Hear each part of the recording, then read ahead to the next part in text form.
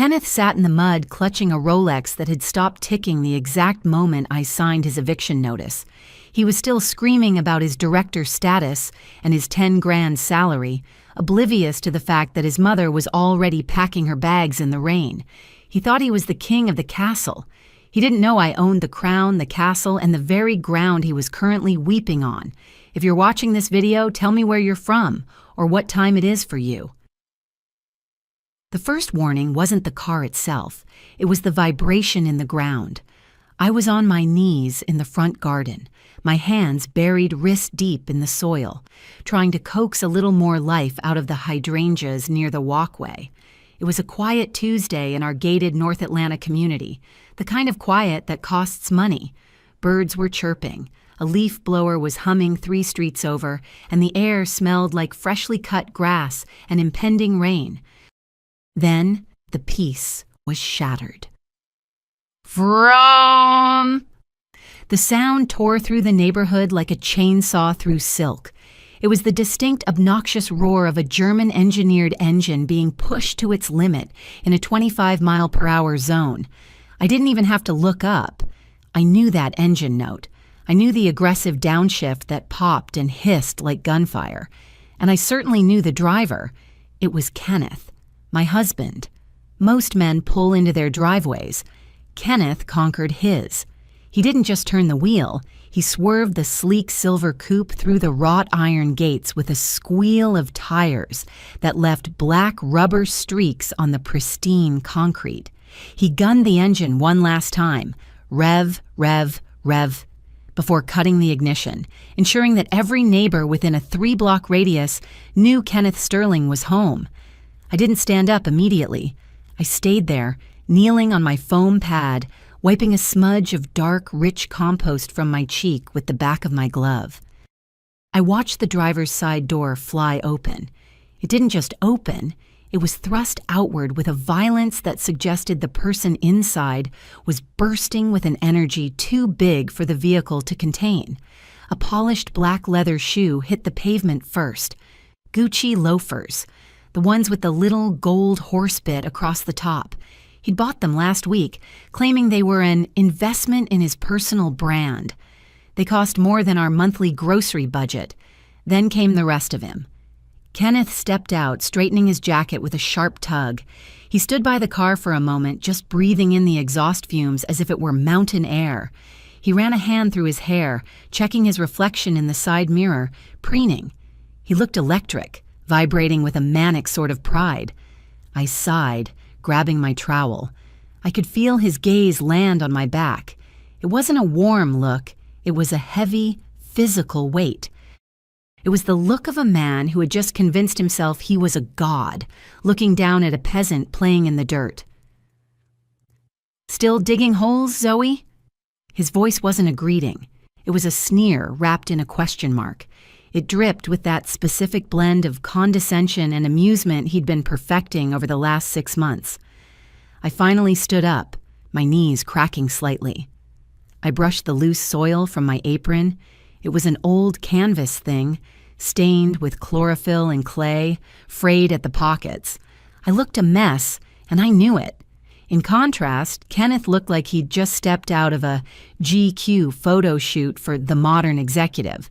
His navy suit was sharp enough to cut glass, his shirt was a blinding white, and his silk tie was knotted with a precision that bordered on obsessive.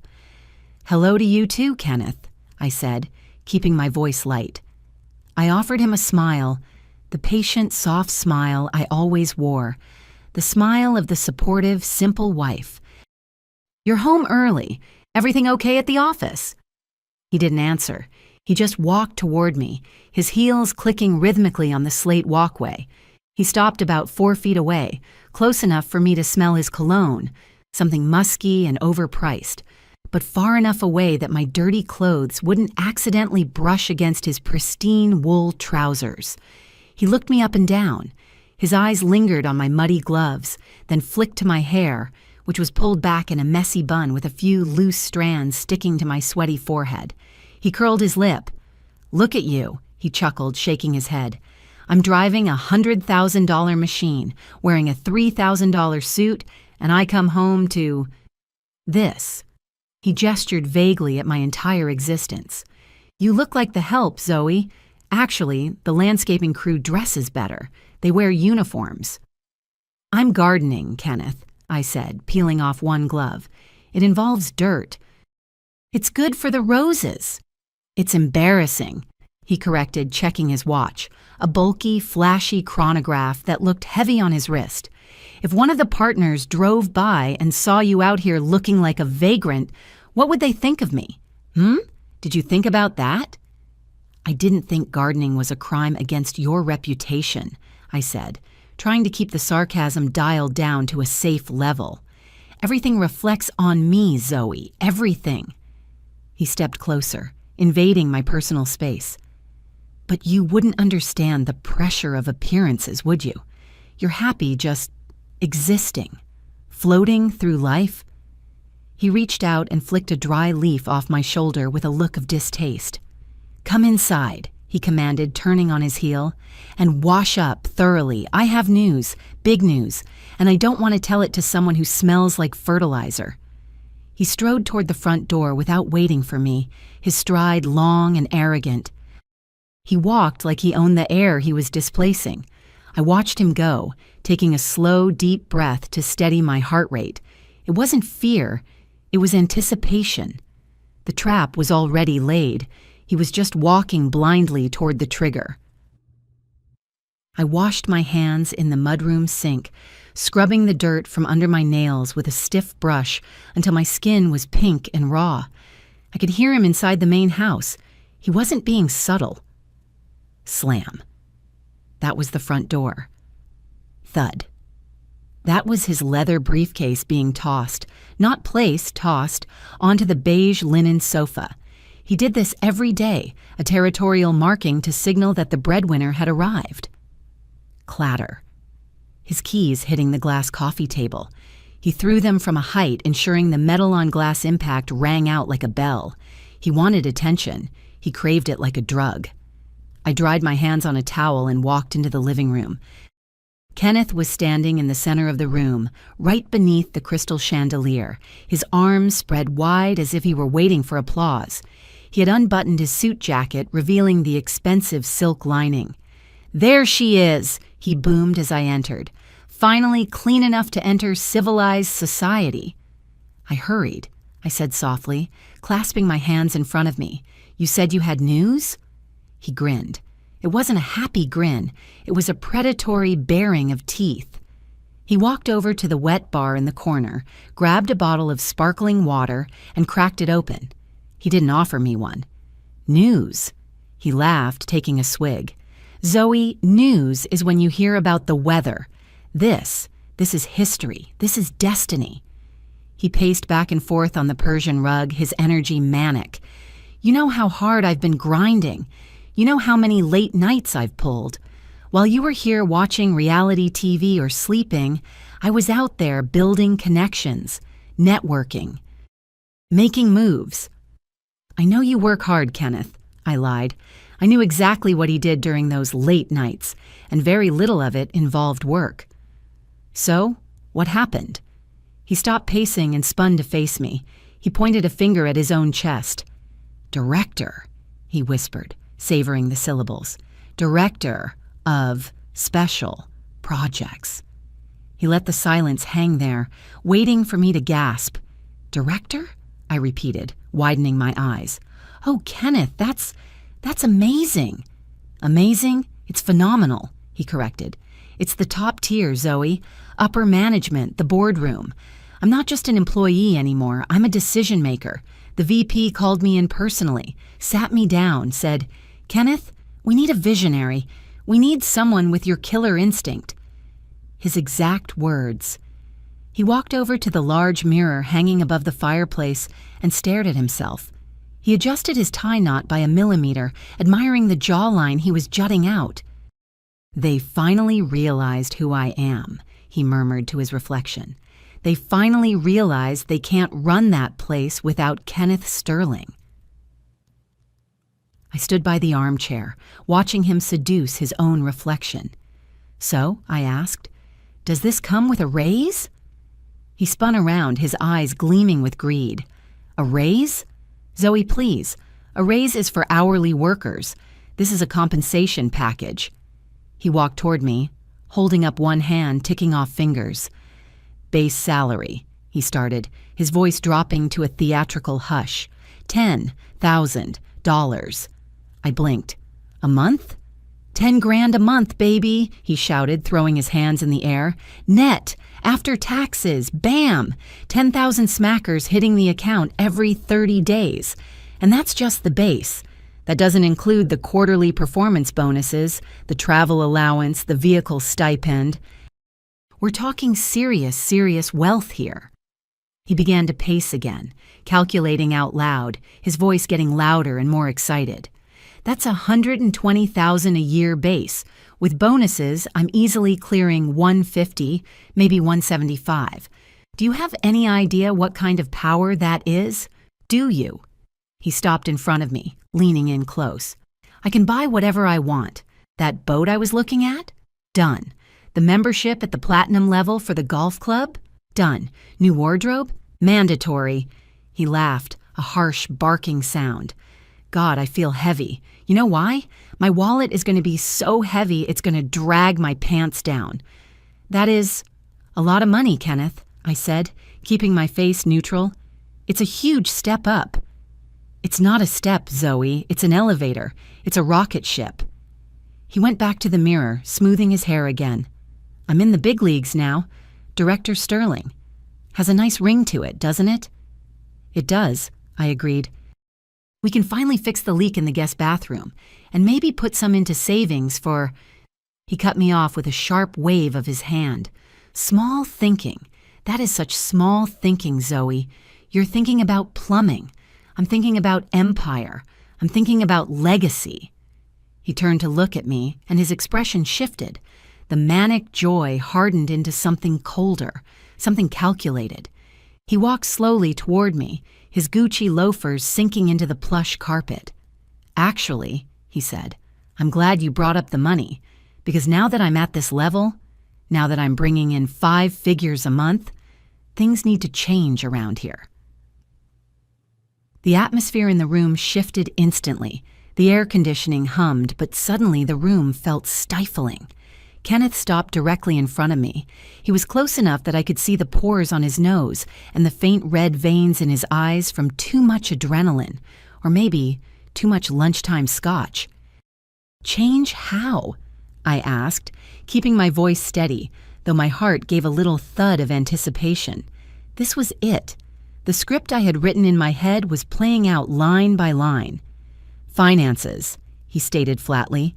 He crossed his arms over his chest, creating a barrier between us. Up until now, we've had that joint account. Cute, charming, really. But that was when I was earning an average salary. Now I'm earning executive money.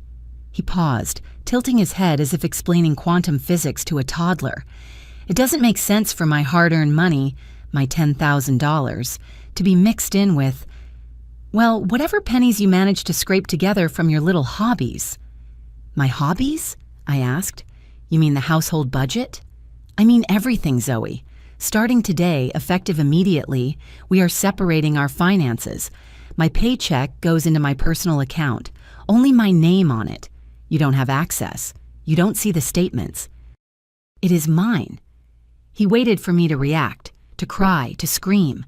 When I didn't, he pressed harder. I'll be generous, though. I'm not a monster. I'll give you an allowance. He said the word allowance, like he was talking to a teenager. Let's say $1,500. No, let's be realistic. $2,000 a month. That should cover the groceries, the electric bill, your little gardening supplies, whatever you need. $2,000, I repeated. For all the household expenses? Kenneth, the mortgage alone is... I'll handle the mortgage, he interrupted, waving a hand dismissively. That's my house, after all. I'll pay the big bills. You just handle the daily stuff. The food, the cleaning supplies, your clothes.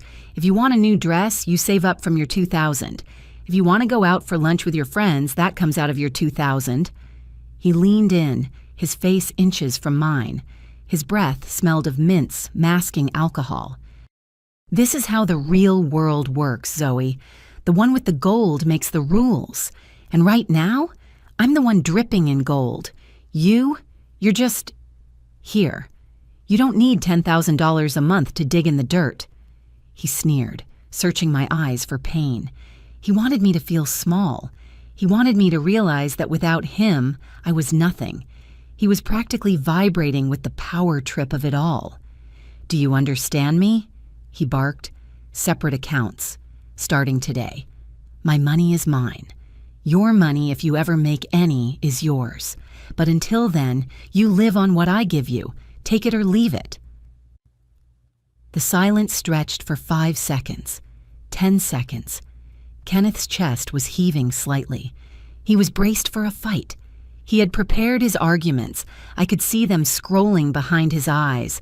He was ready to list my failures, ready to bring up how lazy I was, ready to crush any resistance with the weight of his new title. I looked at him. I really looked at him. I saw the insecurity masked as arrogance. I saw the greed that had eaten away the man I thought I married 5 years ago. I saw a stranger in a suit, and then I smiled. It wasn't a sarcastic smile. It wasn't a sad smile. It was a pleasant, polite, terrifyingly calm smile. "Agreed," I said. Kenneth blinked. His mouth opened slightly, then closed. He looked like he'd swung a baseball bat with all his might and hit nothing but air. He stumbled forward a half step. "What?" he stammered. "Agreed," I said again, my voice crisp and clear. "I think you're absolutely right, Kenneth. You've worked very hard for this promotion. That $10,000 is the fruit of your labor. You should absolutely have full control over it. Separate finances sound like a very mature decision. You agree?" He sounded disappointed. "Just like that? You're not going to argue about the allowance?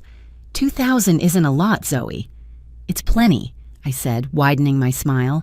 "I'm a simple woman, right? I just play in the dirt. I don't need expensive things. I think it's a great idea. Your money is yours. My money is mine. Fair is fair." Kenneth stared at me, trying to find the catch. He scrutinized my face, looking for sarcasm, but I gave him nothing but serene acceptance. The lack of conflict seemed to short-circuit his aggression. He deflated slightly, looking almost confused. "Well," he huffed, straightening his jacket, trying to regain his momentum. "Good. I'm glad you finally know your place. It shows growth, Zoe, growth." He checked his watch again, though he'd just checked it 2 minutes ago. "I need a coffee," he announced, turning away from me. "Make it the imported roast, the Colombian one I bought. And don't use the tap water. Use the filtered water. I don't want to drink sludge." "Of course, Director," I said.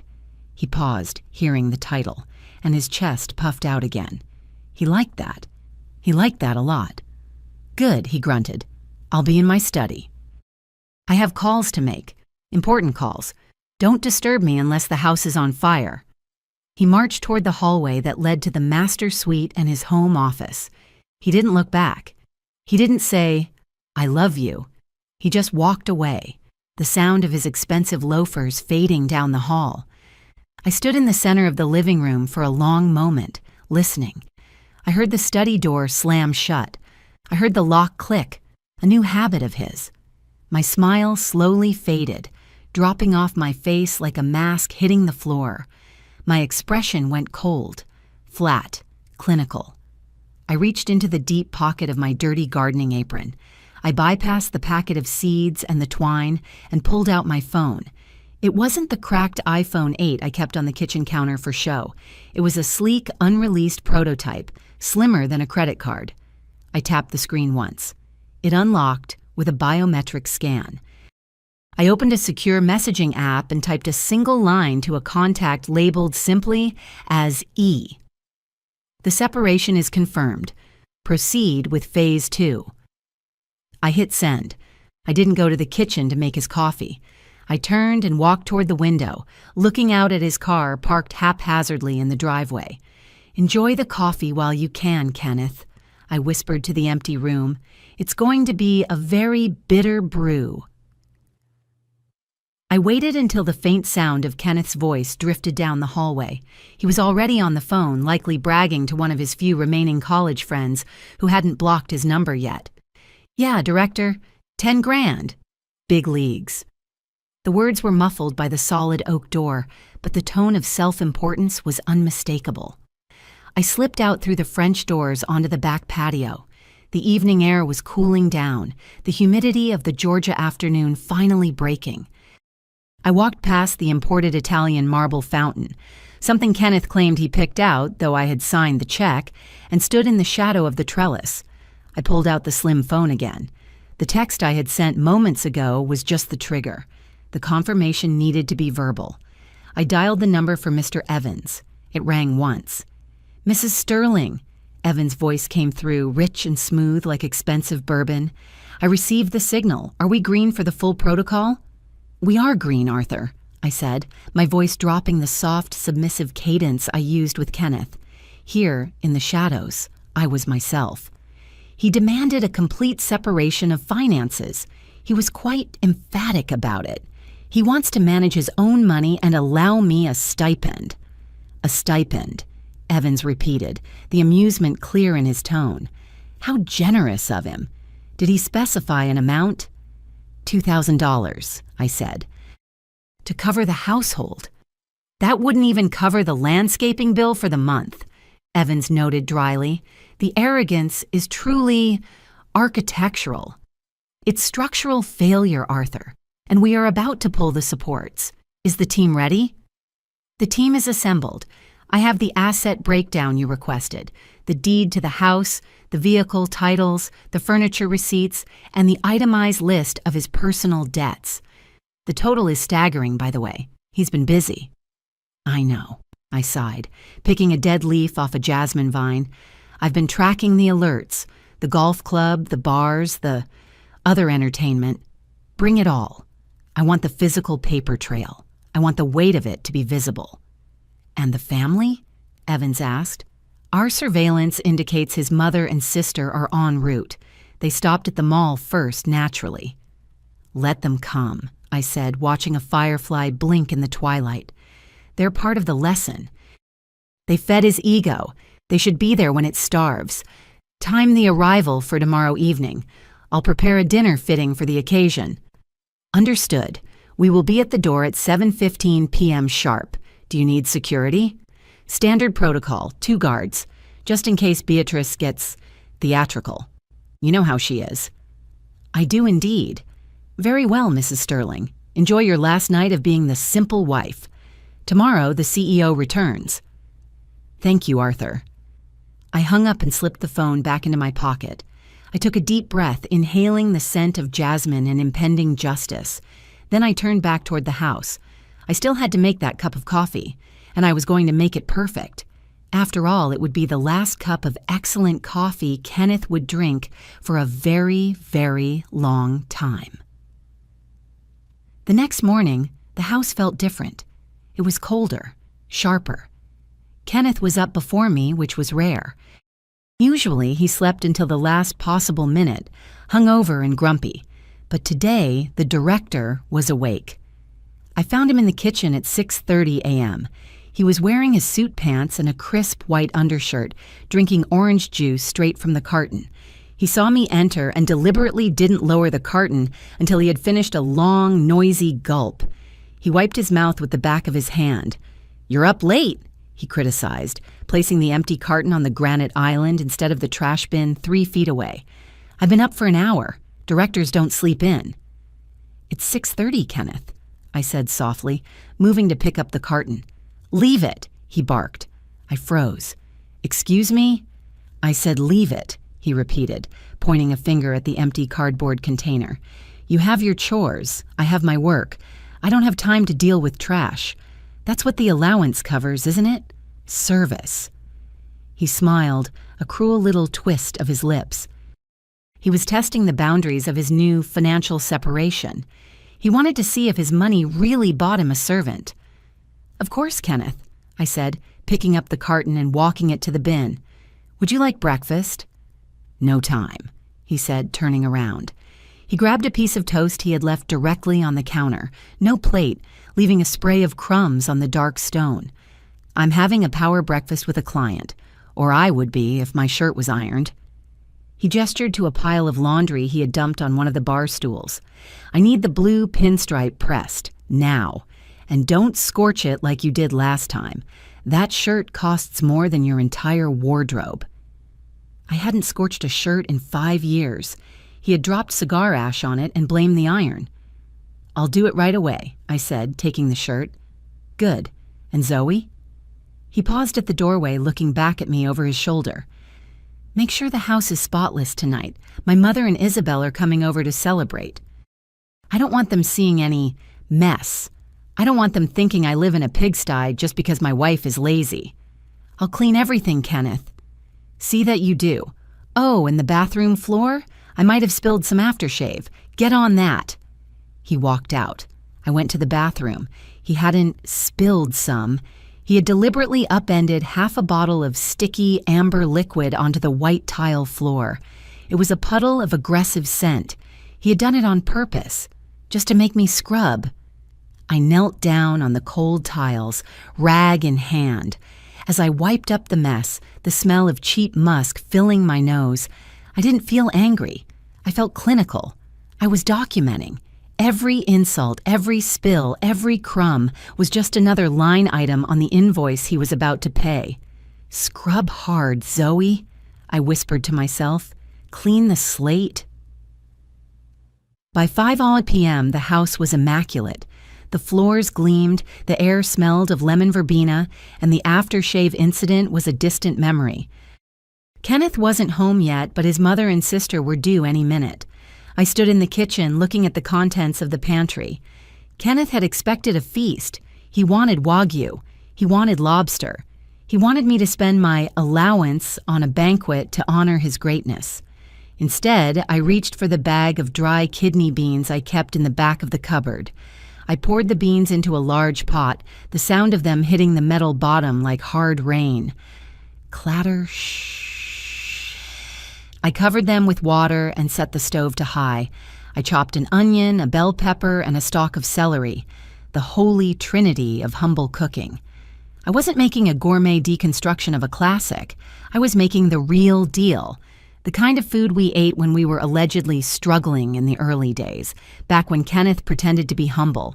The kind of food he now despised because it reminded him of who he really was. I added a ham hock to the pot. It was a smoked, gnarled piece of meat that smelled intense, smoky, salty, and undeniably rustic. As the pot began to simmer, the aroma filled the kitchen. It didn't smell like a director's house. It smelled like a grandmother's kitchen in the deep South. It smelled of poverty and comfort.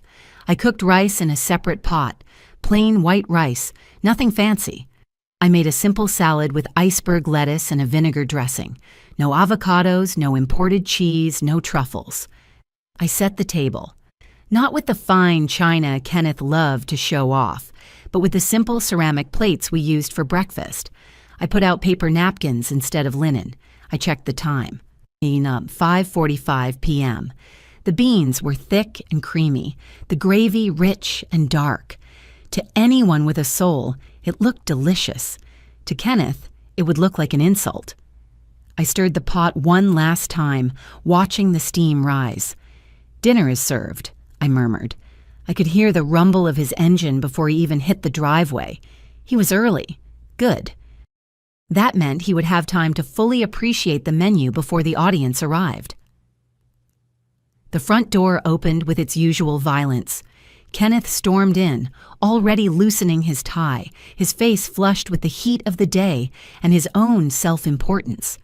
"Zoe," he shouted from the hallway, "I'm home. Is everything ready? Mom and Isabel are 10 minutes out." He walked into the kitchen, expecting the smell of roasting beef or searing scallops. Instead, he hit a wall of ham hock steam. He stopped dead in his tracks, his nose wrinkled, twitching like a rabbit smelling a predator. "What?" He sniffed loudly. "What is that smell?" He walked over to the stove, peering suspiciously at the bubbling pot. He looked at the salad bowl with its sad iceberg lettuce. He looked at the paper napkins on the table. "Beans?" he whispered, horrified. "Red beans?" He spun around to face me. I was standing by the sink, washing a spoon. "Hello, Kenneth," I said pleasantly. "Dinner is ready." "Are you insane?" he hissed, his voice rising. "I told you to prepare a celebration dinner. I'm a director. I make $10,000 a month, and you're serving peasant food?" "It's your favorite," I said, drying my hands. "Or it used to be. Remember? On our first anniversary, you said nothing beat a bowl of red beans." "That was 5 years ago," he screamed, slamming his hand onto the counter. "When I was a nobody, when we were broke. I've evolved, Zoe. My palate has evolved. My tax bracket has evolved." He gestured wildly at the pot. This smells like a soup kitchen. My mother is coming. Isabel is coming. Do you know what they're going to think? They're going to think I'm failing. They're going to think I can't afford steak."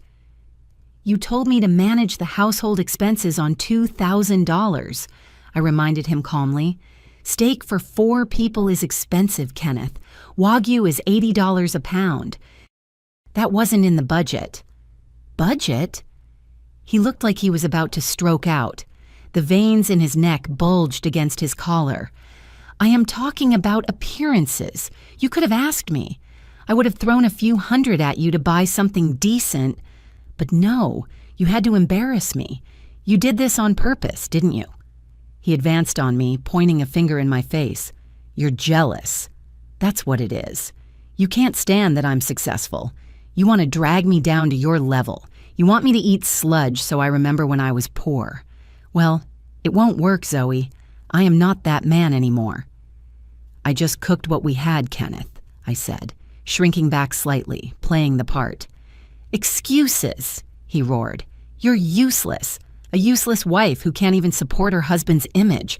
Look at this salad. Iceberg lettuce? Are we rabbits? God, I should have ordered catering. I should have known you'd screw it up." Ding dong. The doorbell rang. It wasn't a polite ring. It was a long, insistent press, followed by a sharp rap, rap, rap on the wood. Kenneth froze. He looked at the door, then at the pot of beans, then at me. His face went pale with rage. "That's them," he hissed. "If you say one word to make me look bad, I swear to God, Zoe." He didn't finish the threat. He just fixed his tie, plastered a fake winning smile on his face, and marched toward the door. I followed him to the foyer, staying a few steps behind. Kenneth threw the door open with a flourish. "Mama, Isabel, welcome, welcome." Beatrice stood on the threshold, a woman who believed that leopard print was a neutral color. She was wearing a tight synthetic dress that strained at the seams and carried a handbag that had LV printed all over it in a font that was slightly too large to be authentic. Beside her was Isabel, my sister-in-law, who was currently scrolling on her phone, wearing oversized sunglasses despite it being dusk. "There he is!" Beatrice shrieked, dropping her shopping bags on the porch floor. They sounded empty and light. "My boy, the director!" She lunged at him, wrapping him in a suffocating hug, leaving a smear of bright orange foundation on his expensive white shirt. "Mama, so good to see you," Kenneth said, hugging her back, but grimacing slightly as he patted her hair. "And Izzy, looking trendy." "It's Isabel, Kenny," the sister corrected, not looking up from her phone. "And yeah, I need to talk to you about an investment opportunity. Dubai is calling my name." Come in, Kenneth ushered them inside. "Leave the bags, Zoe will get them." Beatrice marched in, her heels clicking loudly on the marble. She stopped in the center of the foyer and did a slow, dramatic spin, assessing the house. "Still grand," she declared, "though the energy feels stagnant. Have you thought about changing the feng shui? I read an article about it." She spotted me standing by the stairs. Her smile instantly vanished, replaced by a look of mild distaste, as if she had detected a bad smell. "Oh, hello, Zoe. Hello, Beatrice. Isabel. You look Tired, Beatrice observed, stepping closer to inspect my face. Are those bags under your eyes? You really should take better care of yourself. A man of Kenneth's stature needs a wife who shines, not one who fades. I've been gardening, I said. Gardening, Isabel scoffed, finally looking up. She pushed her sunglasses onto her head. Still playing with dirt? God, get a hobby that doesn't involve manure. Yoga, Pilates, something that keeps you tight. Zoe was just helping with the bags, Kenneth interrupted quickly, shooting me a warning look. Grab those, would you, hun? I walked past them out to the porch. I picked up the shopping bags. They were indeed empty, save for a few tissue papers stuffed inside to give them volume. They were props. They had come here with empty bags, expecting Kenneth to fill them with gifts or cash. I brought the bags inside and set them by the console table. So, Beatrice clapped her hands, we are starving. Shopping is exhausting work, even if we were just browsing today, waiting for the big man to treat us properly. She winked at Kenneth. What's for dinner? I'm hoping for that surf and turf place you mentioned. Kenneth flinched. He cleared his throat loudly. Well, actually, Mama, we decided to have an intimate home-cooked meal tonight, Zoe insisted. He threw me under the bus without blinking. Home-cooked? Beatrice's eyebrows shot up into her hairline. Oh, how quaint. She walked toward the dining room, sniffing the air. The smell of the ham hocks hit her. She stopped. Her nose wrinkled in exactly the same way Kenneth's had. Is that pork? She asked, her voice trembling with accusation. They entered the dining room like a panel of judges inspecting a crime scene. Kenneth hovered nervously, sweating through his suit. Beatrice walked up to the pot of beans that I had placed on a trivet in the center of the table. She lifted the lid with 2 fingers as if it were contaminated. Steam billowed out. Beans, she stated flatly. Red beans. And rice, Isabel added, poking the salad bowl with a fork. And lettuce, literally just lettuce. The silence in the room was heavy, thick with disappointment and judgment. Beatrice dropped the lid back onto the pot with a loud clang. She turned to Kenneth, her face a mask of tragedy. Kenneth Sterling, she began, her voice quivering. Is this a joke? You invite your mother, who birthed you, who raised you, to celebrate your promotion to director, and you serve her poor people food?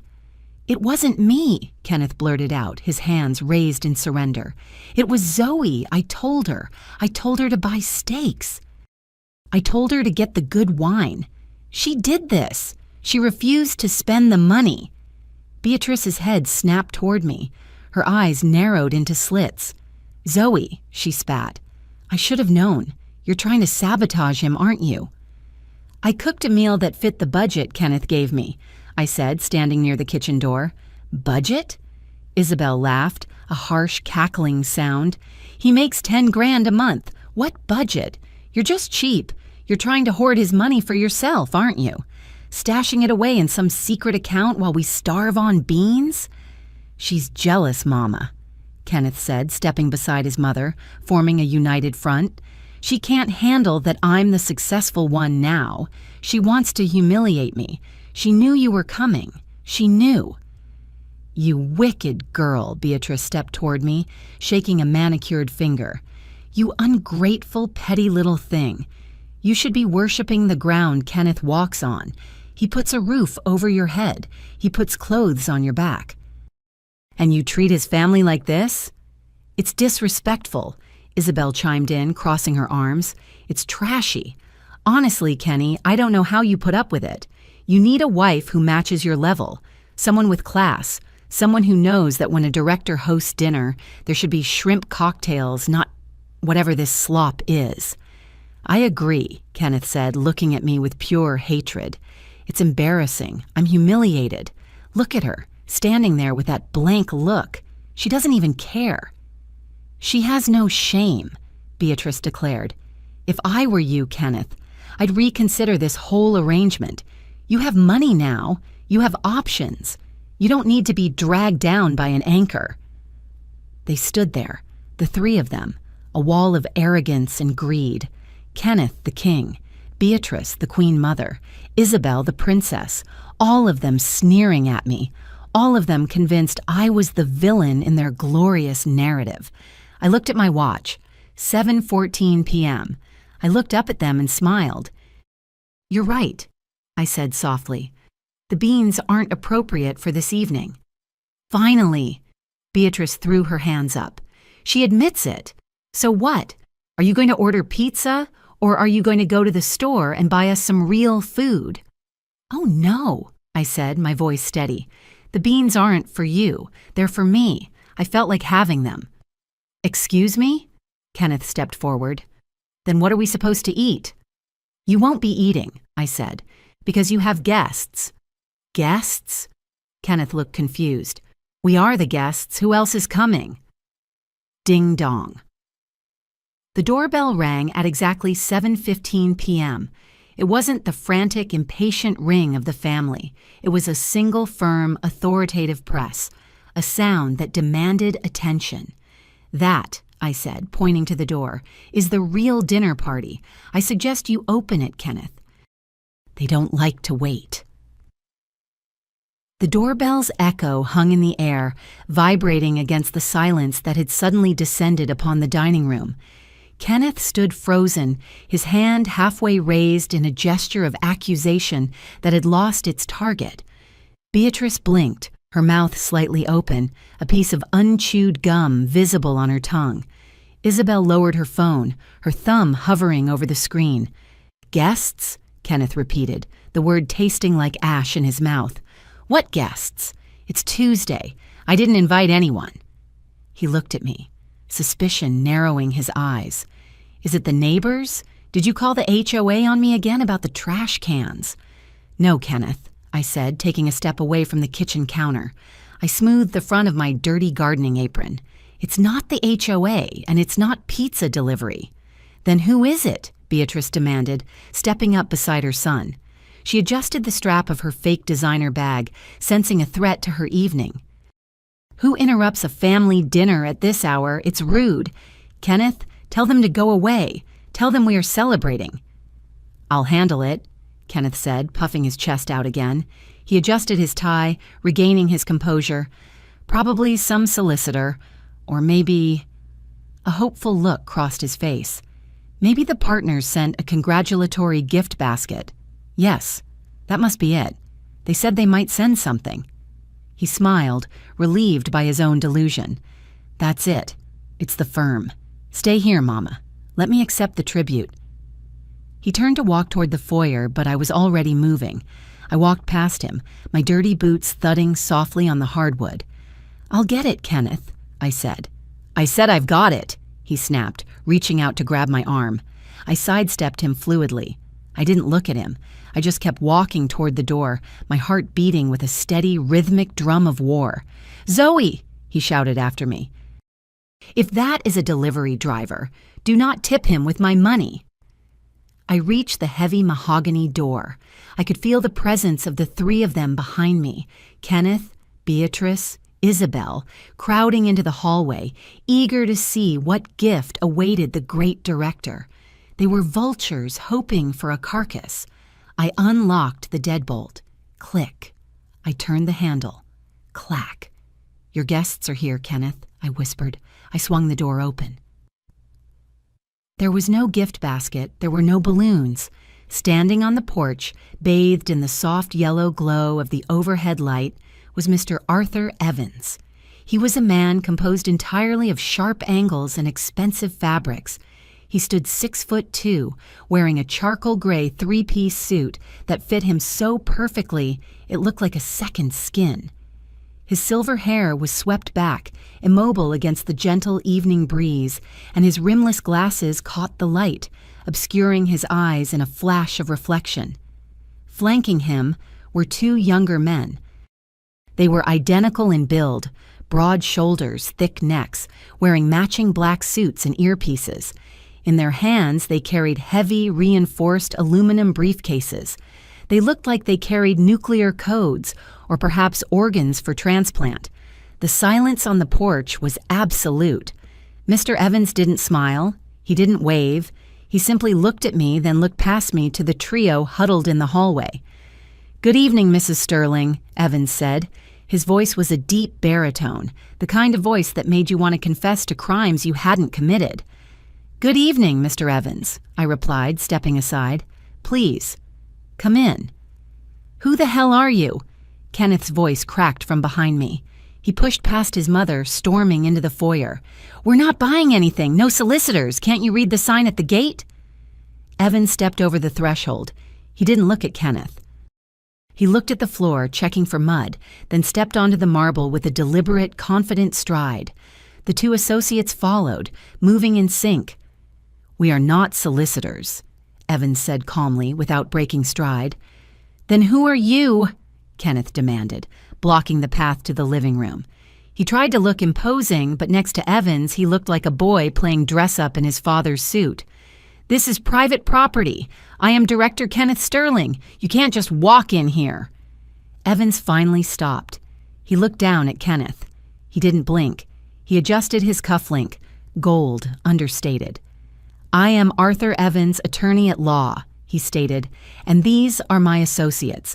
We are here on behalf of the property owner to conduct an asset audit and recovery procedure." "Asset recovery," Kenneth laughed, a nervous, high-pitched sound. "What? Like a repo man? You've got the wrong house, pal. I make 10 grand a month. I don't miss payments." "We are at the correct address," Evans said, stepping around Kenneth as if he were a piece of misplaced furniture. "If you would please move to the living room. This will take some time." "I'm calling the police," Beatrice shrieked from the back. "They're intruders. Kenneth, get your gun. Defend your home." "Mama, calm down," Kenneth said, though he looked terrified. He scrambled after Evans. Hey, I didn't invite you in. Get out. I said get out." Evans ignored him completely. He walked into the center of the living room, pointed to the coffee table, and nodded to his associates. Clack, clack. The 2 aluminum briefcases were placed on the glass table. The sound was heavy, final. The living room, usually Kenneth's stage for his monologues about greatness, was instantly transformed into a tribunal. Evans stood in the center, radiating a cold authority that sucked the oxygen out of the room. The 2 associates stood with their hands clasped behind their backs, guarding the briefcases. Kenneth ran in, panting, his face turning a blotchy red. Beatrice and Isabel trailed behind him, clutching each other. Isabel had put her phone away. The reality of the situation was finally more interesting than Instagram. "This is insane," Kenneth shouted, waving his arms. "Zoe, why did you let them in? Tell them to leave. This is trespassing." I walked in slowly and stood next to Evans. I didn't look at Kenneth. I looked at the briefcases. "I invited them, Kenneth," I said. "You?" Kenneth stared at me, betrayed. "Why? Who are these people?" "I told you," Evans interrupted, his voice cutting through Kenneth's panic like a scalpel. "I am the attorney for the property owner." "I am the property owner," Kenneth roared, slamming his hand on his chest.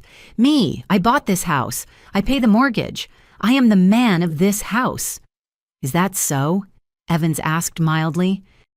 He reached out and unlatched the first briefcase. Click, click. He lifted the lid. Inside were neat stacks of color-coded file folders. "Kenneth, do something!" Beatrice hissed, tugging on his sleeve. "Don't let them disrespect you. Throw them out!" "I'm trying, Mama," Kenneth yelled. He turned back to Evans, trying to summon his director voice. "Listen to me. I don't know what scam you're running, but you have 5 seconds to pack up your little circus and get out of my house before I call the cops and have you arrested for breaking and entering." Evans didn't flinch. He pulled a blue folder from the briefcase. He opened it slowly, savoring the paper's crisp sound. "I strongly advise against calling the authorities, Mr. Sterling," Evans said, not looking up from the document, "unless you want them to assist in your eviction, which, I assure you, they will be happy to do once I show them the deed." "Eviction?" Isabel squeaked. "What are you talking about?" "Eviction," Evans repeated. He looked at me. "Mrs. Sterling, Shall we begin with the real estate? Please, I said, folding my arms. Kenneth looked back and forth between us, his eyes wide and wild. The word eviction hung in the air, heavy and impossible. You're crazy, Kenneth whispered. I'm a director. You are, Evans corrected. A squatter. Squatter? The word hit Beatrice like a physical slap. She staggered back, clutching her chest. How dare you? My son bought this house. I saw the pictures. He told me. He said it cost $2 million. He said a lot of things, Mrs. Sterling, Evans said, turning his gaze to Beatrice. Most of them were, to put it politely, fabrications. Evans held up the document from the blue folder. It was a thick sheaf of paper with an official gold seal at the bottom. This, Evans announced, is the deed of trust and the title for the property located at 1402 Oakwood Drive. He walked toward Kenneth, holding the paper out but keeping it just out of reach, like you would with a child who might tear it. Kenneth, look at the name on the title, Evans commanded. Kenneth squinted at the paper. His sweat was dripping onto his collar now. He read the line Evans was pointing to. Zoe Sterling, Kenneth read, his voice trembling. And the date? Evans pressed. January 15th, 2018, Kenneth whispered. 3 months before you were married, Evans said, pulling the document back and snapping the folder shut. This property was purchased in cash, in full, by Zoe Sterling before she ever walked down the aisle with you. It is premarital assets. It is separate property. No, Kenneth shook his head, backing away. No, that's a lie. It's a forgery. Zoe doesn't have money. She's a gardener. She digs in the dirt. She owns the dirt, Evans corrected, and the house that sits on it, and the gate you drove through, and the walls you are currently sweating on. But I pay the mortgage, Kenneth stammered, looking for a lifeline. I write the check, every month, $4,000. I pay it. Evans let out a short, dry chuckle. It was a terrifying sound. You pay $4,000 into a joint account, Evans explained, an account that Mrs. Sterling then uses to pay the property taxes and maintenance. But there is no mortgage, Mr. Sterling. The house was paid for in 2018. You haven't been paying a mortgage. You've been paying rent, subsidized rent at that. Rent, Beatrice screamed. My son is a tenant? In his own home? In his wife's home, Evans corrected. And as of tonight, given his expressed desire for financial separation, his lease has been terminated. You can't do that, Kenneth said, his voice rising in hysteria. We're married. What's hers is mine. That's how it works. Not when you have a prenuptial agreement, Evans said. We don't have a prenup, Kenneth shouted triumphantly. I made sure of it. I refused to sign one because I thought I would be the rich one. Correction, Evans smiled. You refused to sign the one you proposed. Mrs. Sterling, however, had you sign a very standard asset disclosure and separate property waiver as part of the closing documents for the wedding venue. You didn't read it, did you? You were too busy tasting the cake. Kenneth went white. He remembered the stack of papers. He remembered signing them blindly so he could get back to bragging to the wedding planner. You tricked me, Kenneth whispered, staring at me. I protected myself, I said calmly. Kenneth slumped against the wall, his legs looking unsteady. Isabel was frantically texting someone, probably her lawyer or maybe just posting FML on Twitter. Beatrice was fanning herself with one of the empty shopping bags. This is ridiculous, Kenneth muttered, trying to rally. Okay, fine. Maybe the house is in her name. Maybe she tricked me. But that doesn't mean I'm broke. I'm a director. I have assets. I have my things. Your things, Evans repeated, moving back to the briefcase. He traded the blue folder for a red one. Let's discuss your things, shall we? Evans opened the red folder. The cars, Kenneth said, pointing a shaking finger at the driveway. The Mercedes, the SUV, I bought those. I picked them out. I drove them off the lot. You certainly picked them out, Evans agreed. You have excellent taste in German engineering. However, your grasp of ownership is lacking. Evans pulled out 2 vehicle titles. Vehicle 1, 2023 Mercedes-Benz AMG GT, registered owner Zoe Sterling. Vehicle 2, 2022 Range Rover Autobiography, registered owner Zoe Sterling. "But I make the payments," Kenneth screamed. "I pay the lease." "There is no lease, Kenneth," I spoke up from my spot near the fireplace. "I wrote a check for both of them. The monthly transfer you make, that barely covers the insurance and the gas you waste revving the engine to impress the neighbors." "No!" Kenneth lunged toward the coffee table, grabbing the car keys that lay there. He clutched them to his chest like a child holding a teddy bear. "These are my keys, my car. You can't take my car." "Possession of the keys does not constitute ownership of the vehicle," Evans noted, looking bored. "I have the VIN numbers right here. I have the bills of sale. I have the insurance policies, all in Mrs. Sterling's name. You are merely an authorized driver, or rather, you were." "Were?" Kenneth froze. "I revoked your authorization 20 minutes ago," I said. "If you try to start that car, the remote kill switch I had installed will trigger. It's just a 2-ton paperweight now, Kenneth." You put a kill switch on my car?" Kenneth looked at me with horror. "Who does that? Who puts a kill switch on their husband's car?" "A woman who knows her husband is a flight risk," I said. "And the furniture?" Beatrice cried out, desperate to salvage something. She pointed at the sofa she was leaning against. "This sofa. Kenneth told me he imported it from Milan. It cost $12,000. "It did cost $12,000, Evans confirmed, pulling out a receipt stapled to a manifest. "Paid for by American Express. Cardholder, Zoe Sterling." He looked around the room, pointing at items. "The 85-inch television, Zoe Sterling. The Persian rug you are standing on, Zoe Sterling. The crystal chandelier, Zoe Sterling. Even the espresso machine you demanded she use this morning, Zoe Sterling." Evans closed the red folder. "In short, Mr.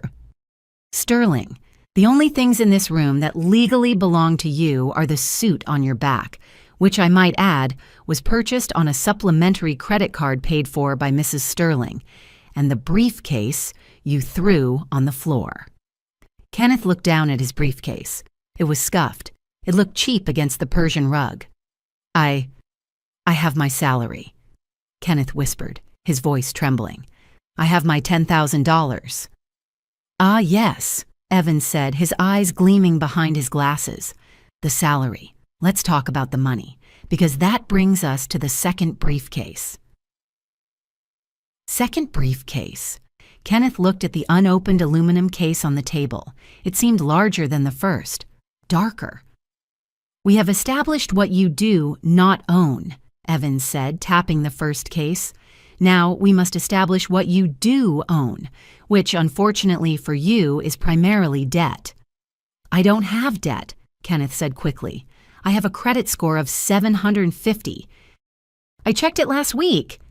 "You have a credit score on your personal card, which has a limit of $500, Evans corrected. "But you have been spending significantly more than that, haven't you?"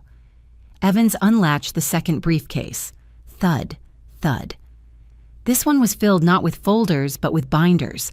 Thick, heavy, black binders. "What is that?" Isabel asked, stepping closer, her curiosity overcoming her fear. "This," Evans said, lifting the first heavy binder, "is the ledger of the director's lifestyle." He opened it to the first page. It was a spreadsheet dense with numbers and dates. "You mentioned earlier that you wanted separate finances," Evans said, looking at Kenneth. "You wanted to manage your own money. You wanted Zoe to live on an allowance." I was just, Kenneth stammered.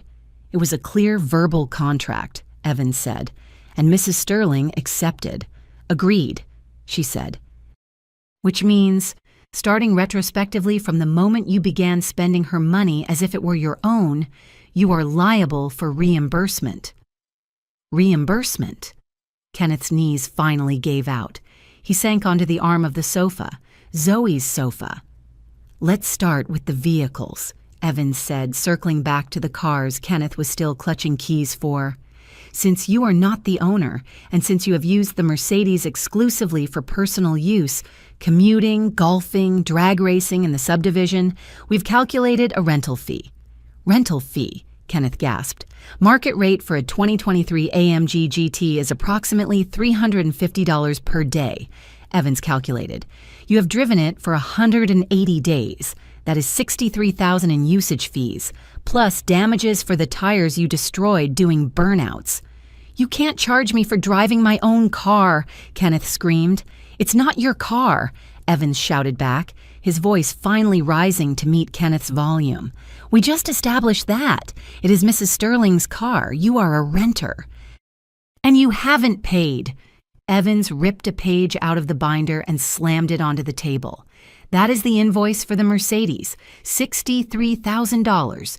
Due immediately." Kenneth stared at the paper. The number seemed to dance before his eyes. I don't have $63,000, he whispered. "We know," Evans said, his voice dropping back to that terrifying calm. "And that is just the beginning. Shall we discuss the renovation of your mother's house in Eatonville next?" Beatrice let out a strangled yelp. She covered her mouth with both hands, her eyes darting to the door. "Oh yes," Evans said, smiling at Beatrice. "We haven't forgotten about the gift from the Golden Sun." "That wasn't his money, Mrs. Sterling. That was Zoe's money, and she wants it back." "Zoe's money?" Beatrice sputtered, her hand dropping from her mouth. "That is a lie." "A filthy, nasty lie." She looked around the room frantically, her eyes landing on the dining table through the archway. She pointed a trembling finger at the silverware laid out next to the pot of beans. "The silver," she shrieked. "I was there when he bought it. It's the Grand Baroque pattern. He told me he used his bonus check from 3 years ago. He said, 'Mama, this is for our family legacy.'" Beatrice marched over to the dining table and snatched up a heavy silver fork. She brandished it like a weapon. "This is Sterling silver. It belongs to the Sterlings. You can't claim this." Mr. Evans didn't even turn his body fully. He simply flipped a page in the red binder without looking up. "Wallace Silversmith's Grand Baroque 65-piece set," Evans recited in a monotone. "Purchased November 12, 2020. Vendor, Neiman Marcus. Payment method, Visa ending in 4098. Card holder, Zoe Sterling." He looked over the rim of his glasses at Beatrice. "And just for the record, Mrs. Sterling, Kenneth didn't receive a bonus in 2020. The company suspended all bonuses that year due to the pandemic. He lied to you." "No." Beatrice lowered the fork. It clattered onto the china plate. He said he was the top performer." "He was the top spender," Evans corrected, "but not with his own money." Evans closed the red binder with a sharp snap that made everyone jump. "We have established ownership of the physical assets," Evans announced, his voice echoing in the silent room. "The house is Zoe's. The cars are Zoe's. The furniture, the electronics, the very fork you just dropped. All Zoe's." He paused, letting the weight of that sink in. "Now, we move to the intangible assets, or rather, the liabilities." He walked back to the second aluminum briefcase and pulled out a new binder. This one was thick, blue, and looked heavy enough to crush a man's spirit. "You see, Kenneth," Evans said, turning to my husband, who was still slumped on the arm of the sofa, looking like a deflated balloon. "Spending your wife's money on household items is one thing. One could argue it was for the joint benefit of the marriage. But this..." Evans tapped the blue binder. "This is theft."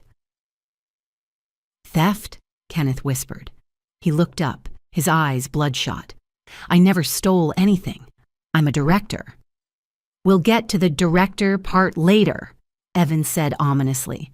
"Right now, we are discussing the renovation of 45 Maple Street, Eatonville, your mother's residence."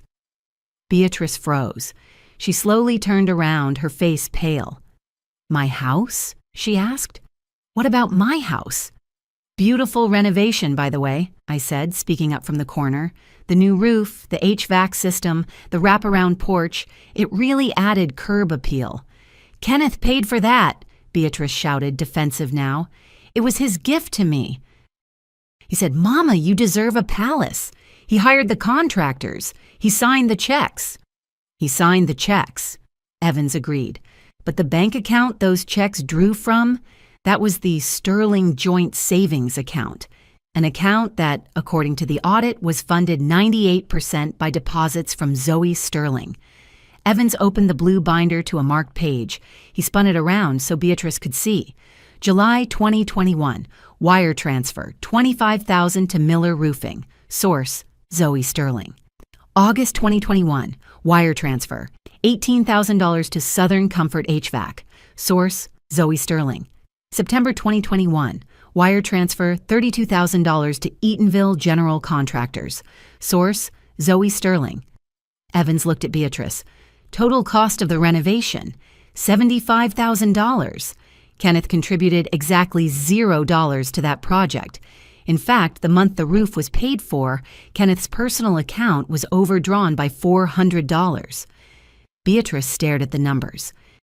The paper shook in Evan's hand because she was leaning so close, breathing heavily on it. 75,000, she wheezed. You told me it was from your stock options, Beatrice screamed, spinning on her heel to face Kenneth. You told the whole church. You stood up during testimony service and said God blessed you with stock options. I meant to pay it back, Kenneth stammered, holding his hands up to shield himself from his mother's glare.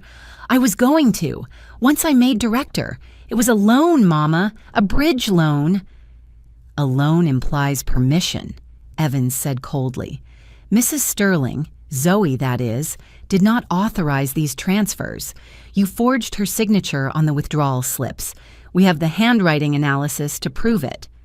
Forged? I asked, feigning shock. Oh, Kenneth, that's a felony. It's not a felony if we're married, Kenneth yelled, desperate. It's community property. Not in this state, Evans said. And certainly not when the funds are traceable to separate premarital assets.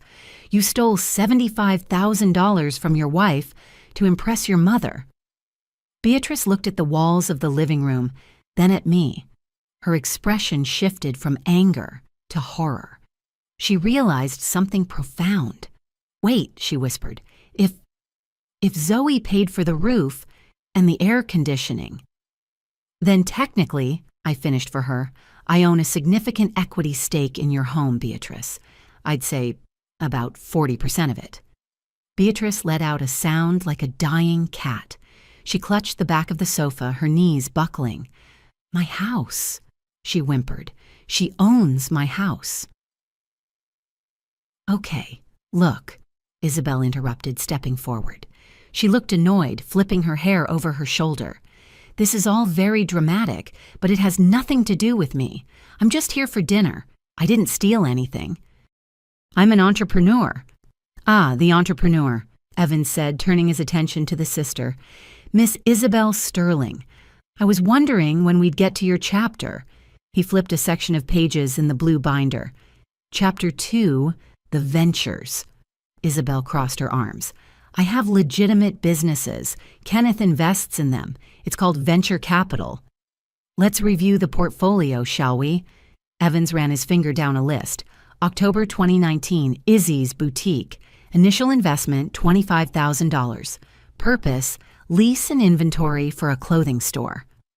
That was a great concept, Isabel defended. The market just wasn't ready for high-end athleisure in Eatonville. The store closed in 4 months, Evans noted. There was no inventory liquidation because you kept the inventory for yourself. You are currently wearing the inventory. He pointed to her leggings. Isabel shifted uncomfortably. Then we have the bean scene, Evans continued. January 2021, coffee shop concept. Investment $20,000.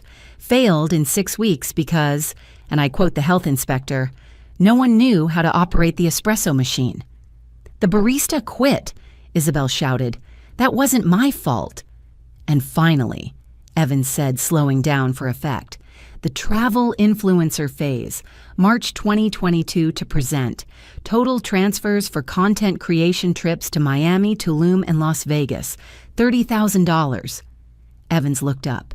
Total investment in Isabel Sterling, $75,000. So what? Isabel snapped. Kenny believes in me. He's my brother. He's allowed to give me money. He didn't give you his money, Isabel, I said, stepping closer. He gave you mine. Every time you called him crying about rent for your shop or needing a plane ticket to build your brand, he transferred money from my savings account. No. Isabel shook her head, looking at Kenneth. Tell her she's lying, Kenny. You said you had a private equity fund.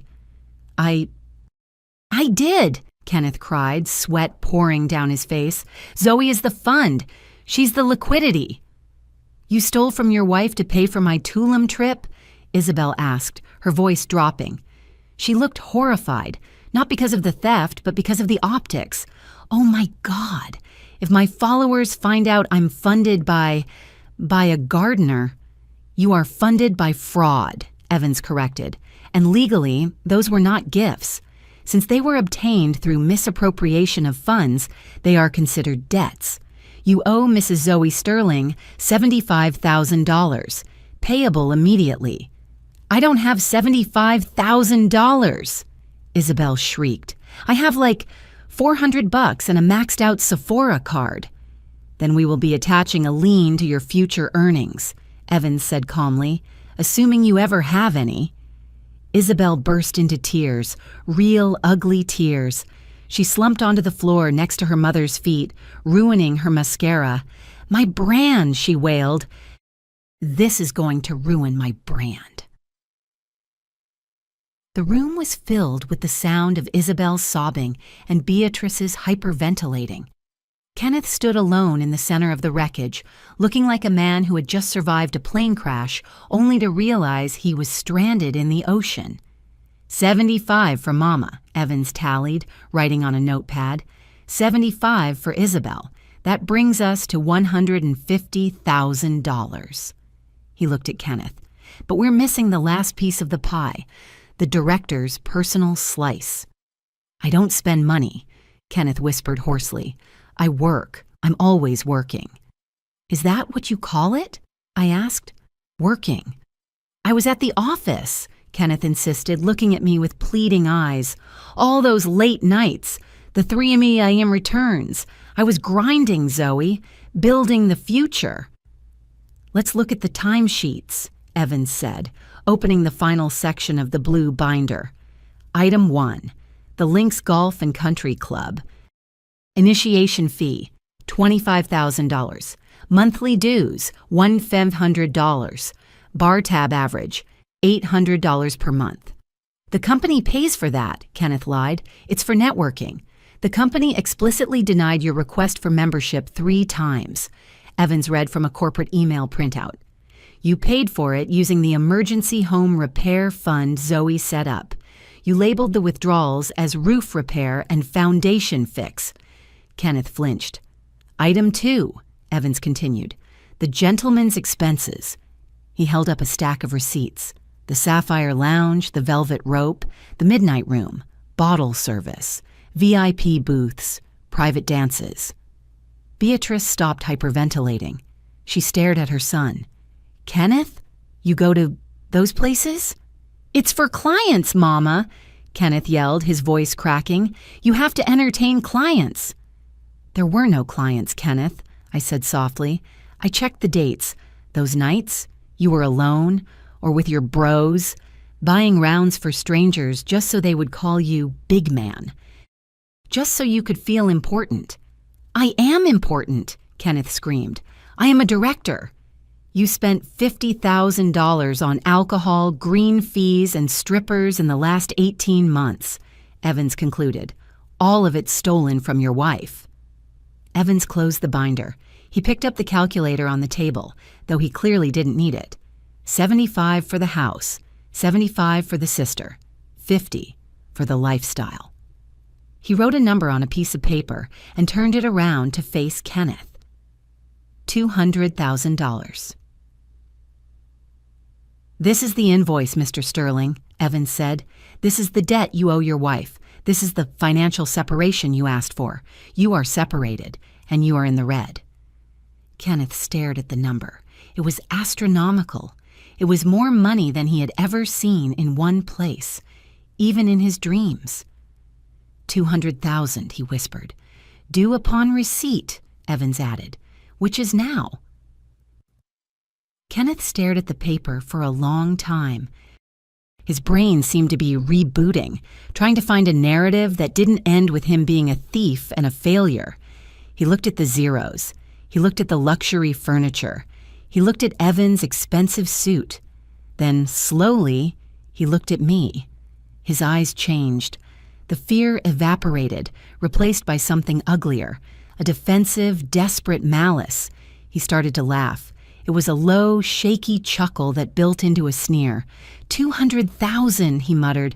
"The house, the cars, the millions." He pointed a shaking finger at me. "Where did you get it, Zoe?" "Excuse me?" I asked. "Where did you get the money?" he shouted, stepping forward. "You don't work, you garden, you cook beans, you're a nobody. You come from nowhere." He looked at his mother. "Mama, look at her. Look at this house. A gardener doesn't buy a $2 million house in cash.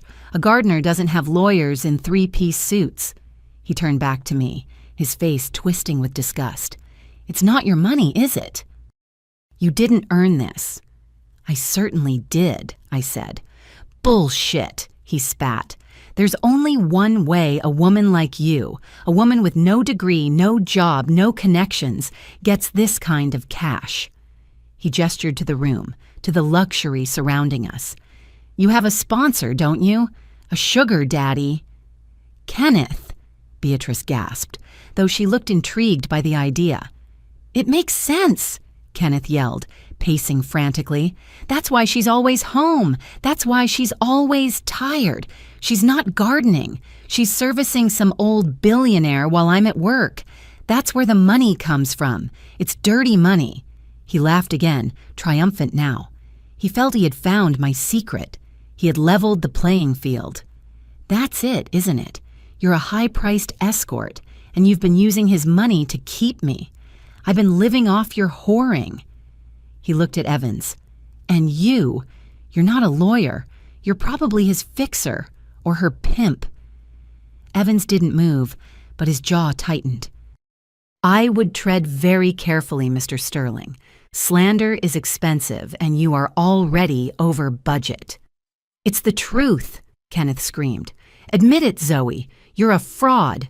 You're nothing but a paid-for mistress, and you have the nerve to judge me? I have a job. I have a title. You're just a body for sale." "Is that your final theory?" I asked quietly. "It's the only explanation," Kenneth roared. "How else does Zoe Sterling have millions of dollars?" I looked at him with profound pity. He was so small, so limited. He couldn't conceive of a world where a woman could be powerful without a man behind her. "You really didn't know me at all, did you, Kenneth?" I asked. 5 years. And you never asked what I did before we met." "You said you were a consultant," he scoffed. "That's code for unemployed." "It's code for I consult for Fortune 500 companies on merger and acquisition strategy," I corrected. I took a step forward, shedding the posture of the submissive wife. I stood taller. My voice dropped an octave, becoming the voice I used in boardrooms in Tokyo and London. "You never asked about the laptop I was always on," I continued. "You thought I was watching Netflix. You thought I was pinning recipes." "So what?" Kenneth sneered. "You were blogging?" "I was trading," I said, "and managing." I walked over to the coffee table and picked up the blue binder Evans had left there. I closed it. "I started investing when I was 19, Kenneth. Crypto in 2011, tech startups in 2014, real estate in 2016. By the time I met you, my portfolio was generating more in a week than you make in a year." "Liar," Kenneth whispered. "You lived in that small apartment." "Because I like simplicity," I said, "and because I wanted to find someone who loved me for me, not for my portfolio." I looked at Evans. "Mr. Evans," What is my current designation in the business registry? You are an accredited angel investor, Evans recited perfectly, principal of the Zephyr Fund, majority shareholder in 6 tech firms, 3 logistics companies, and... Oh, yes. Evans paused, a small, cruel smile playing on his lips. And the primary stakeholder of a certain holding company. Holding company? Kenneth frowned. The words were floating around him, but he couldn't grasp them. I don't have a sponsor, Kenneth, I said, leaning in close so he could see the truth in my eyes. I am the sponsor. I sponsored your mother's roof. I sponsored your sister's failures. I sponsored your entire fake life. Impossible. Kenneth shook his head. You're just Zoe. And you, I said, are just a bad investment. Wait. Kenneth blinked. A sudden, terrifying thought crossed his mind. You said, holding company? I did, I smiled. Tell me, Kenneth. What is the name of the parent company that just acquired your firm? The one that saved you from bankruptcy last month? Kenneth froze. He knew the name. He had toasted to it. He had hung the banner in the lobby. Apex, he whispered. Apex Holdings. Apex, I repeated, as in the top, the peak.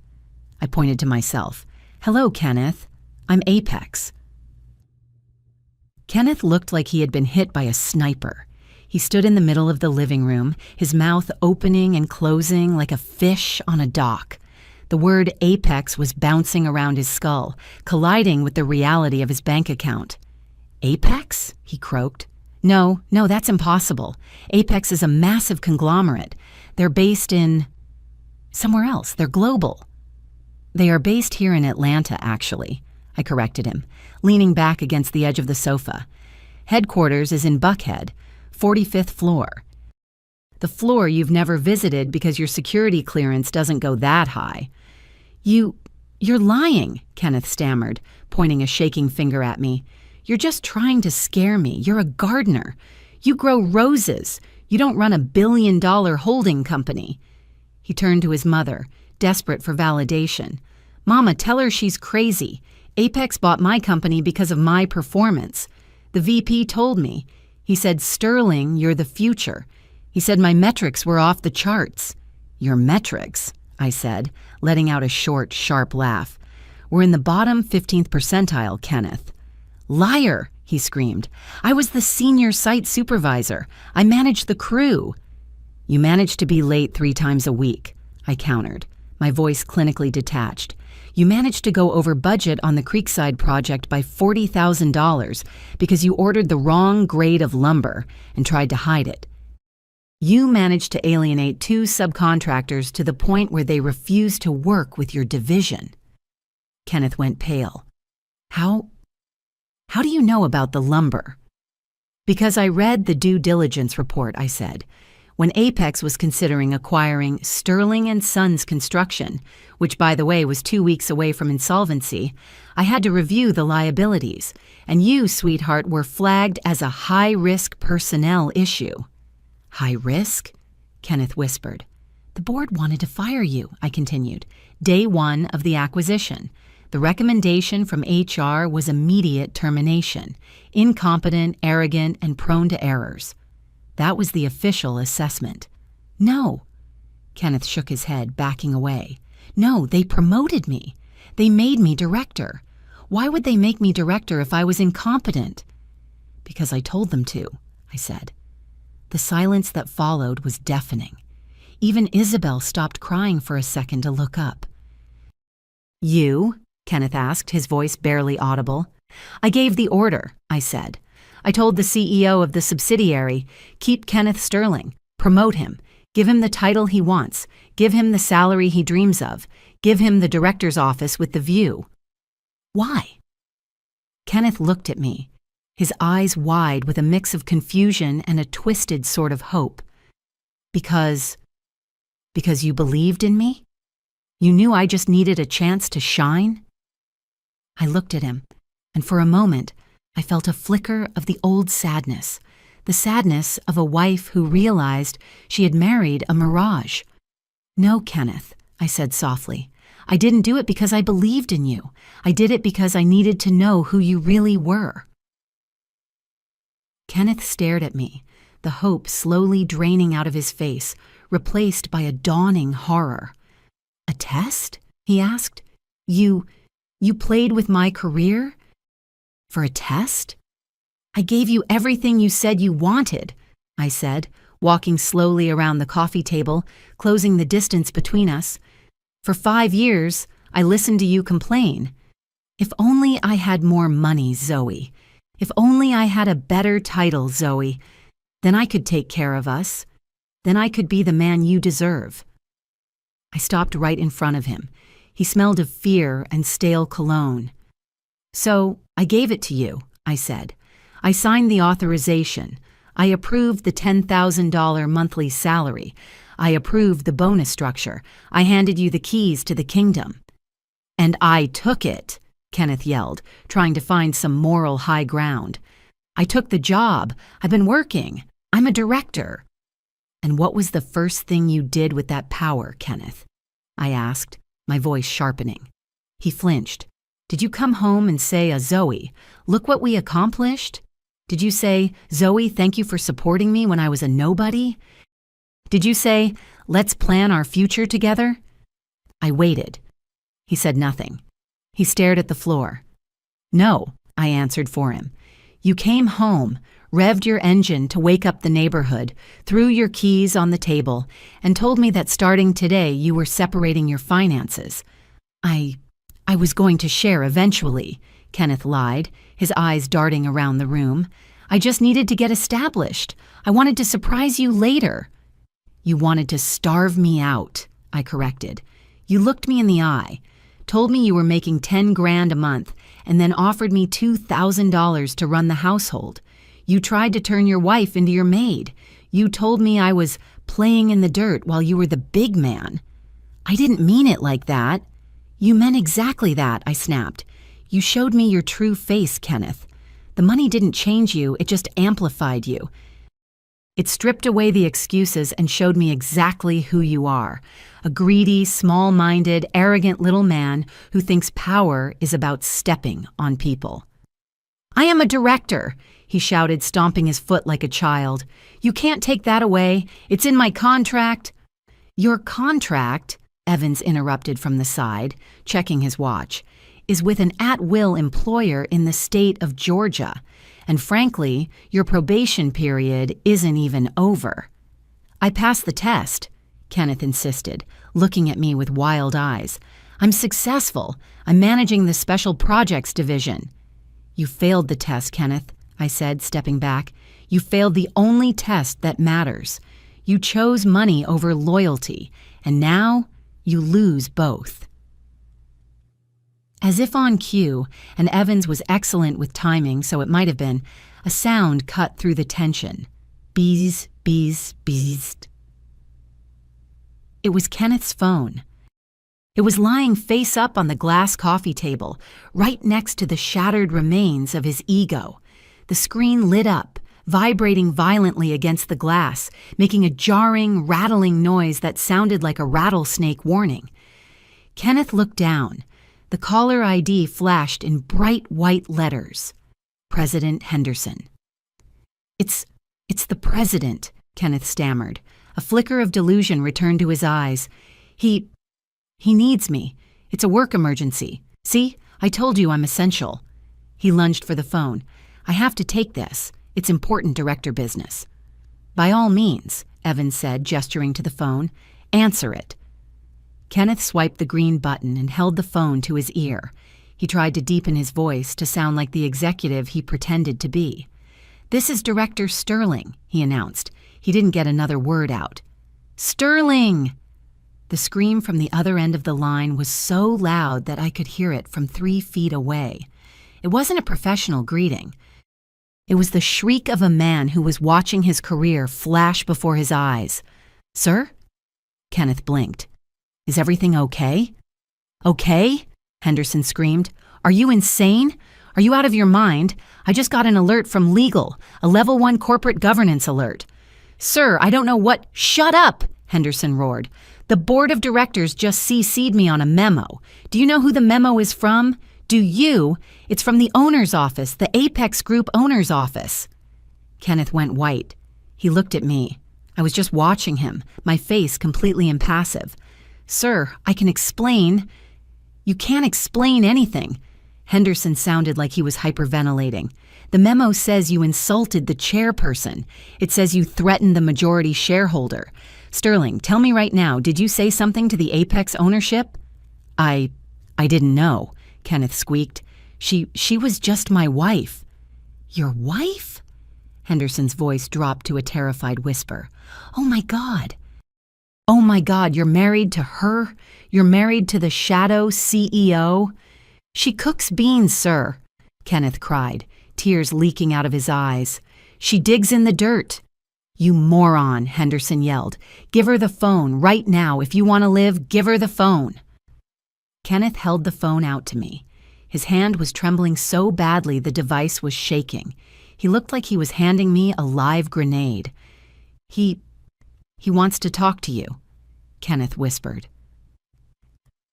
I took the phone from his sweaty hand. I didn't put it to my ear immediately. I wiped the screen on my apron first, a deliberate gesture to show exactly how little I cared. Then I raised it. This is Zoe, I said. My voice was calm, contrasting sharply with the hysteria on the other end. Mrs. Sterling! Henderson's voice was instantly obsequious. It dripped with panic and submission. Ma'am, I am so sorry. I had no idea. If I had known he was your husband, I never would have. We thought he was just a hire you recommended. We didn't know the context. Breathe, Mr. Henderson, I said coldly. You are not in trouble. Yet. Thank you, ma'am. Thank you. What do you need? Anything. Name it. I am conducting a restructuring of my personal assets, I said, looking directly at Kenneth as I spoke, and I have determined that Kenneth Sterling is a redundant liability. Understood, Henderson said immediately. Consider it done. I'll have security escort him out. Well, he's not here, but I'll deactivate his badge right now. That's a start, I said, but simple termination isn't enough. Ma'am? Kenneth seems to be under the impression that he is a high-value asset in the construction industry, I said. He believes he can simply walk across the street to a competitor and get another $10,000 salary. Kenneth's eyes widened. That was exactly what he had been thinking. I want a global block, Mr. Henderson, I ordered. Flag his file, do not rehire. Mark his termination code as gross misconduct and financial malfeasance. And then I want you to make some calls. Calls, ma'am? Call our friends at the union, I said. Call the supply vendors. Call the staffing agencies. Let them know that anyone who hires Kenneth Sterling loses their contract with Apex, effective immediately. I heard Henderson gasp. That was the nuclear option. That was a death sentence in this town. You want him erased? Henderson whispered. I want him to understand the value of manual labor, I said. He is blacklisted from everything. If he wants a job, he can dig ditches. But he will never set foot in a management office again. Do I make myself clear? Crystal clear, Mrs. Sterling. It's done. He's finished. Good. Have the paperwork on Mr. Evans' desk by morning. I tapped the red icon to end the call. The silence in the room was absolute. Kenneth looked like he had been hollowed out. You, he whispered. You can't do that. That's illegal. It's capitalism, sweetheart, I said, tossing the phone onto the sofa, and I own the capital. Kenneth stared at the phone as if it had bitten him. He rubbed his face with his hands, trying to wake up from the nightmare, but the nightmare was the only real thing left. I'll go to BuildCorp, he muttered, his voice shaking but frantic. He was grasping at straws, trying to build a raft while drowning. Yeah, BuildCorp. They hate Apex. They've been trying to headhunt me for months. Gary over there. Gary likes me. We played golf. He looked up at me, a manic grin forming. You don't own everyone, Zoe. BuildCorp is huge. I'll go there tomorrow. I'll tell them everything. I'll tell them you're vindictive. They'll hire me just to spite you." I sighed. It was exhausting, watching a man run headfirst into a wall I had built 3 years ago. "Oh, Kenneth," I said, shaking my head. "You really don't read the industry newsletters, do you?" "What?" he snapped. "I know the industry." "BuildCorp was acquired in a hostile takeover last quarter," Evans spoke up, flipping a page in his notebook, "by a shell company called Blue Horizon Ventures." "So?" Kenneth demanded. "What does that have to do with her?" "Blue Horizon Ventures," I said, "is a wholly owned subsidiary of the Zephyr Fund, which is me." Kenneth froze. "I own BuildCorp, Kenneth," I said simply. "I own their debt. I own their assets. I own Gary." "No," he whimpered. "And Turner Construction?" I asked. "I sit on the board. The heavy equipment suppliers? I own the leasing company. The concrete vendors? I own the quarries." I stepped closer, boxing him in with the sheer scale of his defeat. There isn't a job site in this state that doesn't use my money, my materials, or my contracts. You can't run to a competitor, Kenneth, because there are no competitors. There is only me. But I have to work," he cried. "I have skills. I know how to manage." "You know how to spend," I corrected. "And now you're going to learn how to pay." "So what am I supposed to do?" he screamed, tears finally spilling over. "Starve? Die?" "That's up to you," I said, "but you won't be doing it here. This facility is for authorized personnel only." I looked at Evans. "Mr. Evans, I believe we're done with the audit." "Agreed," Evans said. He snapped the briefcases shut. "Time to liquidate the unauthorized occupants." Evans raised his hand and signaled to the 2 security guards standing by the door. They moved instantly, stepping into the room with the heavy, silent grace of professionals. "Mr. Sterling? Mrs. Sterling? Miss Sterling," one of the guards said, addressing Beatrice and Isabel, not me. "You have 5 minutes to vacate the premises." "Vacate?" Beatrice shrieked, clutching the arm of the sofa again. "I'm not leaving. This is my son's house. I have rights. I'm an old woman." "You are a trespasser," the guard said calmly, "and if you do not leave voluntarily, we will assist you, physically." Beatrice looked at the guard's size. He was built like a linebacker, and decided not to test him. She scrambled up, grabbing her empty shopping bags. "Come on, Kenneth," she yelled. "Don't just stand there. Do something." Kenneth didn't move. He was staring at the wall. Isabel, however, was moving fast. She grabbed her purse, the one she had walked in with, and started stuffing things into it. The silver coaster from the table, a handful of expensive pens from the desk tray. "Excuse me, miss," Evans said sharply. The second guard intercepted Isabel, blocking her path to the door. "That bag," Evans said, pointing to the designer purse slung over her shoulder. "Please place it on the table." "It's my purse!" Isabel screamed, clutching it tight. "It's personal property." "It was purchased with a supplementary Amex card on December 14th, Evans recited, as was the iPhone 15 Pro Max inside it, and the MacBook Air I assume you have jammed in there. "I need my phone," Isabel cried. "My whole life is on there, my contacts, my Instagram."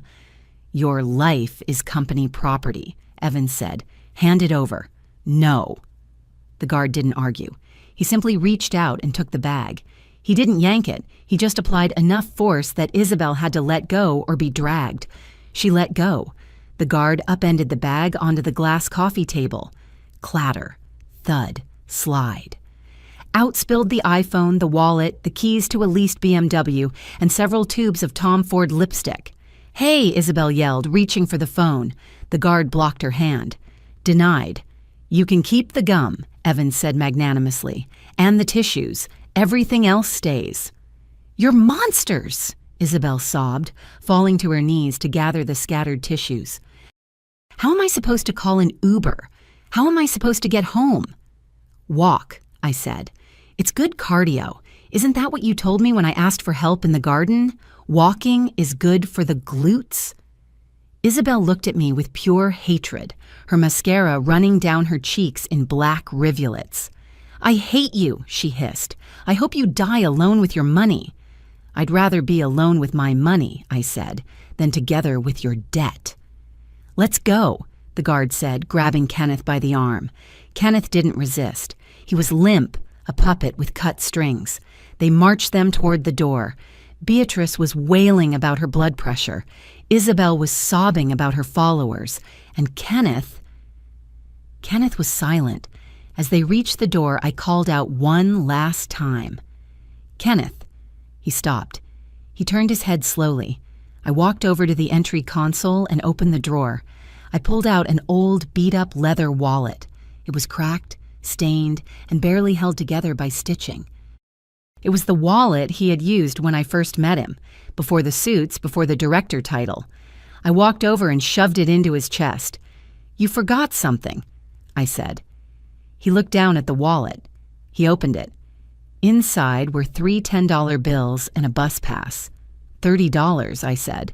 "Since you like managing your own finances, that should last you—" "What? A day?" "Zoe," he whispered. A plea. "Get out," I said. I turned my back on them. I heard the door open. I heard the humidity of the night rush in, and then I heard the door close. Click. The silence that followed was the most expensive, luxurious thing I had ever owned.